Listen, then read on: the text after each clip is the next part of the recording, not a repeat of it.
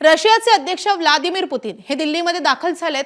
पंतप्रधान मोदी यांनी पालम विमानतळावर पुतीन यांचं जंगी स्वागत केलंय। रशियन भाषेमधल्या भगवद्गीतेची प्रत त्यांना भेट दिली आहे। भगवद्गीता प्रेरणा देते असं ट्विटही नरेंद्र मोदींनी केलंय। युक्रेन युद्धानंतर पुतीन यांचा हा पहिलाच भारताचा दौरा आहे। 23व्या भारत रशिया शिखर परिषदेला पुतीन आज उपस्थिती लावतील। त्याआधी सकाळी राजघाटावर जाऊन राष्ट्रपिता महात्मा गांधींना ते अभिवादन करतील। आज रशियासोबत व्यापार, आरोग्य, संरक्षण, ऊर्जा, अंतराळ आणि धोरणात्मक सहकार्यासह 25 करारांवर स्वाक्षरी होण्याची शक्यता आहे। या भेटी अंतर्गत दोन्ही देशांचे सैन्य एकमेकांच्या लष्करी तळांचा, सुविधांचा, संसाधनांचा वापर आणि देवाणघेवाणीवर चर्चा करतील।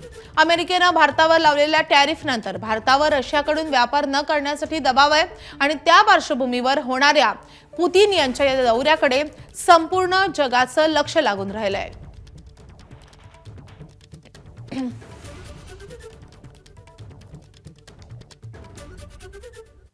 तर रशियाचे अध्यक्ष पुतीन यांचा भारताचा आजचा दौरा का महत्त्वाचा आहे, जाणून घेऊयात ग्राफिक्सच्या माध्यमातून।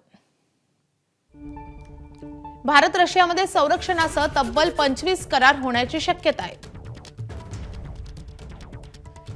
ट्रम्प यांच्या टॅरिफ बॉम्बच्या पार्श्वभूमीवर तेल खरेदी संदर्भातही महत्त्वाची चर्चा होऊ शकते। तेलाच्या बदल्यामध्ये कृषी उत्पादन निर्यातीसाठी भारताकडून प्रयत्नांची शक्यता आहे। भारत रशियामधल्या 60 अब्ज डॉलर व्यापार तुटीवर चर्चेची शक्यता आहे।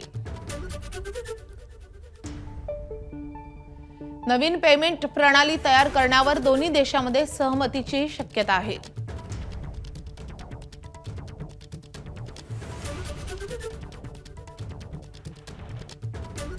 तर पुतीन यांचा आजचा कार्यक्रम कसा आहे आपण पाहतोय। सकाळी 11 वाजता पुतीन यांचं राष्ट्रपती भवनामध्ये औपचारिकरित्या स्वागत केलं जाईल। सकाळी 11:50 ते राजघाटावर जाऊन गांधीजींना आदरांजली वाहतील।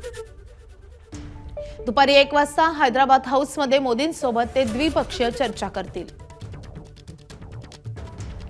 दुपारी 3:40 भारत रशिया बिझनेस फोरममध्ये ते भाषण करतील आणि संध्याकाळी 7 वाजता राष्ट्रपती भवनामध्ये पुतीन यांच्यासाठी खास मेजवानीचं आयोजन करण्यात आलंय आणि त्यानंतर ते रशियाकडे रवाना होतील।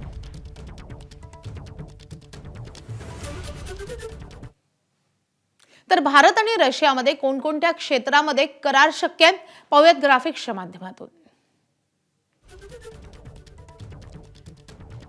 तर 10 व्यापार करार भारत रशियामध्ये होऊ शकतात।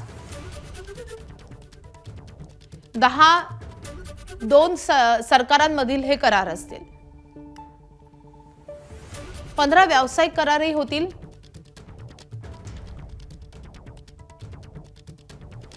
जहाज क्षेत्रामध्ये नव्याने सहकार्य करार केले जातील।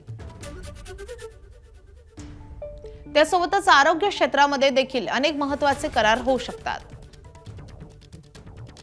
खत निर्मिती, आयात आणि निर्यात करार देखील होऊ शकतो।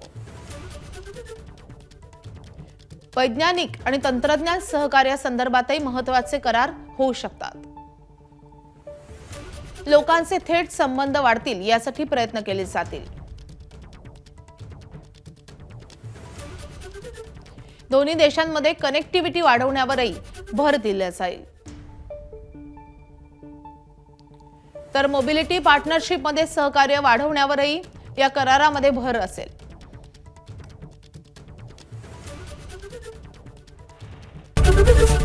एबीपी माझा, उघडा डोळे बघा नीट।